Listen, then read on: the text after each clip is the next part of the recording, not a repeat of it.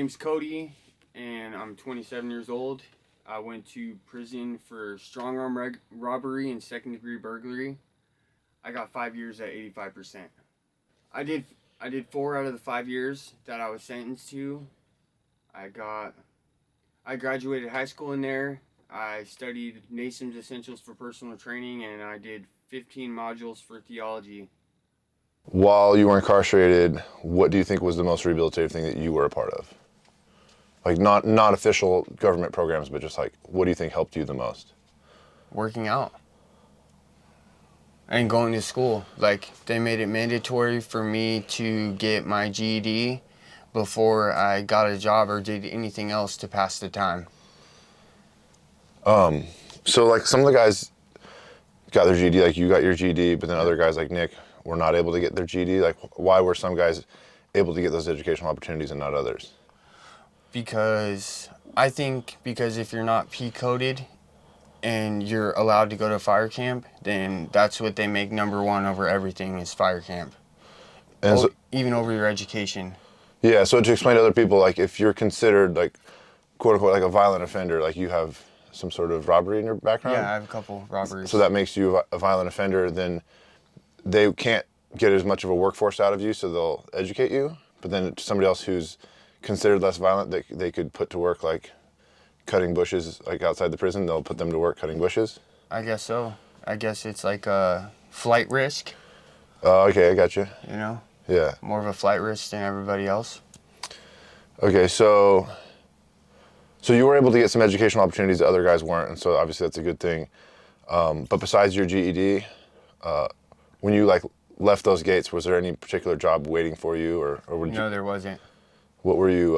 What was your first plan like when you got out? Was to just my first plan when I got out was to find anyone who would accept me with my background. Doesn't matter what it was, you know?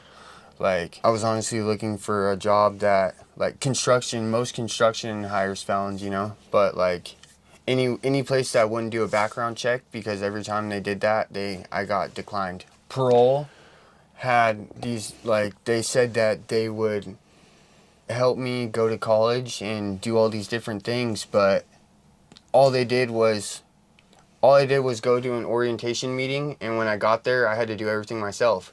They didn't help me with any of the paperwork. They didn't help me do anything. They literally just left me on my own. And I'll be honest, you know, like, I've never actually lived a life where I wanted to be a successful, productive member of society.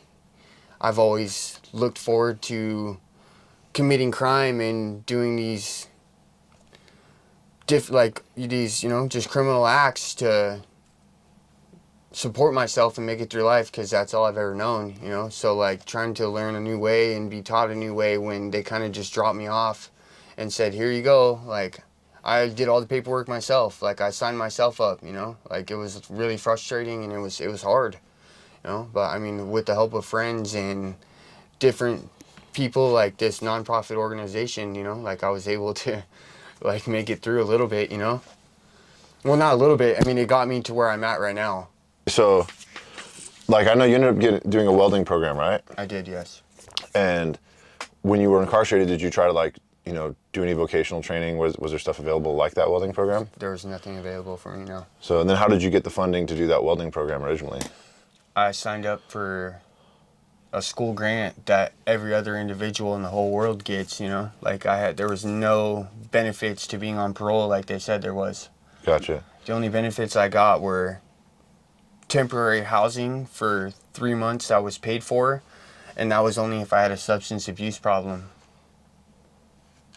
So, say you're out on parole, but you don't have a substance abuse problem, or you've overcome to a certain degree and you're able to be sober for a while, do you actually have less resources for doing well than if you're messing up? Yeah, no, that's literally, like, there's been certain situations where I've been sober for an amount of time, and the only way that I can have housing is if I go out and relapse and I go, you know, if I go out again, you know, which takes me on a bender. But, like, I literally have to come in under the influence for them to accept me. So the resource of, like, what we're doing with reintegration and, like, having somebody that can not only help you connect to a job, but then, like, you could call them at any time and be like, hey, you know, here's a problem I'm running into. I need help with this application. I need help working on a resume. Like, now that you have that resource, I mean, you feel like that's something, you would definitely recommend other people to sign up for? Absolutely. Like, I know from just never, like I said before, never actually like living life how life's supposed to be lived. Like, when I went to the DMV, like I've never had a bank account, I've never had a bank account, never had a driver's license. I've never had any of these things, So like I didn't know where to even start. And to have people on my side to point me in the right direction, it's definitely like inspiring and encouraging for myself, because I don't get frustrated and want to just go back to the what I know. Like when you continually bump your head, you just want to go back to what's easy, what I've been doing my whole life. But what I've been doing my whole life ends me up behind bars, losing everything over and over again, and I don't want to live that way. So I know for you, like, even though you don't always have to lean on me, knowing that you can lean on me and you have that resource to be able to reach out to me or to Brandon, to Reintegration, like, I think to some degree it's giving you confidence to do stuff on your own. Even though you're the one doing the work, it's like you feel like you have a support system there. I mean, does that seem pretty true?